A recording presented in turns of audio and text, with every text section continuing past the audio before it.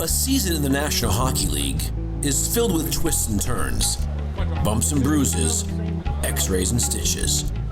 6 months of putting your body on the line night in and night out. Each team finds relief from the grueling campaign with a mandatory 5-day break. The Sharks start theirs during the second week of January, after a road trip to forget.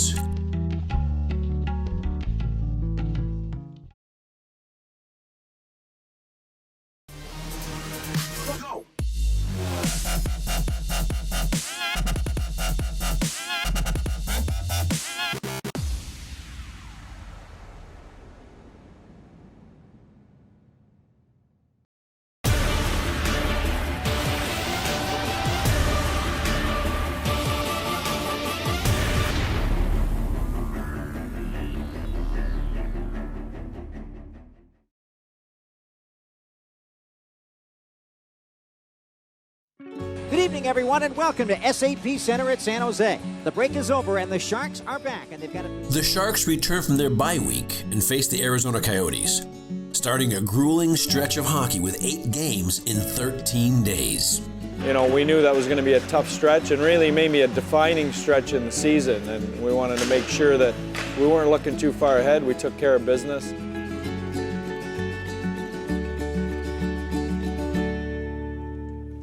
After picking up 2 points against the Coyotes, the Sharks fly to Los Angeles for a Pacific Division showdown against the Kings. A welcome trip for Martin Jones, as he has enjoyed success in Los Angeles.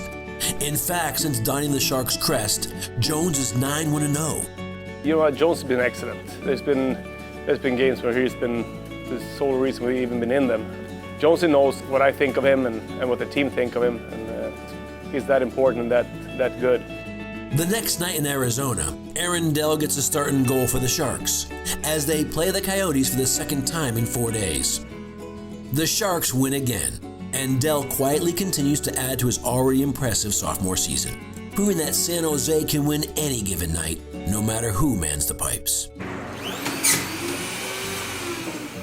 2 nights later in Denver, the Sharks dig themselves a hole early against the red-hot Avalanche, and despite a remarkable comeback, San Jose ends the road trip earning 4 of a possible 6 points. Back in the Bay, the mood is lightened as the organization welcomes a new face to the team, here on a special contract. It's one of the great things that we're able to do is brighten somebody's day, but I think we got as much out of it as Hayden did. Our players, our staff, our coaches, everybody just really fully embraced him. Welcome aboard. Thank you. All right, we need some help. Did you see last game? I don't think he knew that it was a 3-day contract that involved him going on the road, going on the plane with us. So you're flying on the team plane with us after the game tomorrow to the Anaheim game. And to see him tear up, I mean, that to me was just a special moment that it meant a lot to us. You're now a member of the Sharks organization. Thank you. Wow. Nice to meet you. Yeah, welcome aboard. Barkley, welcome to the team. You ready?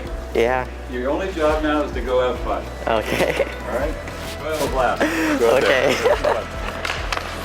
How are you feeling? Good. Looking good. Thanks. Excited for the game tomorrow? Yeah. Yeah? You're dropping the opening puck? I think so, yeah. A lot of eyes on you. Yeah. A lot of ladies. Yes.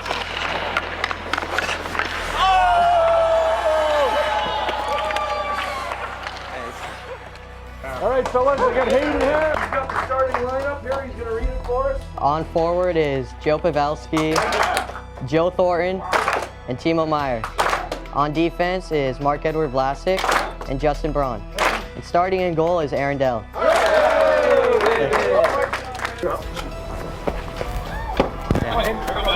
Oh my God, this is fucking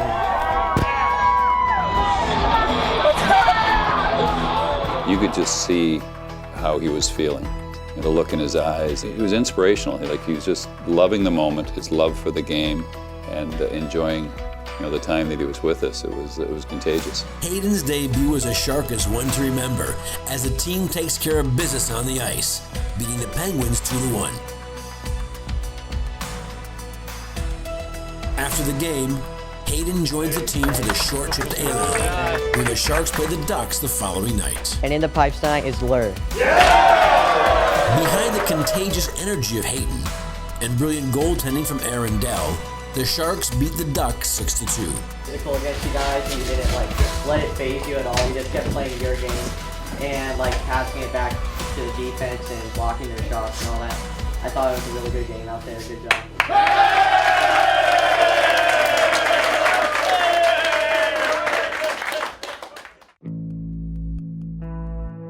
2 nights later, back in San Jose, the Sharks host the Jets, who jump out to a very early 3-goal lead. Yeah, this game's here for us still, Blue. Come on. Let's go get one. Come on. A lot of time here. As they have done so many times this season, the Sharks refuse to panic and come back and tie the game. After exchanging goals over the final period of play, the game goes to overtime and the Sharks lose. However, that wasn't the biggest loss the team suffered. In the final minute of the third, Sharks forward Joe Thornton is involved in a collision, falling awkwardly and does not return to the game. How worried are you when you see, at the moment you see Joe out the tunnel like that? What goes through your head? Yeah, well, he doesn't leave unless, we all know him, so, not a good feeling.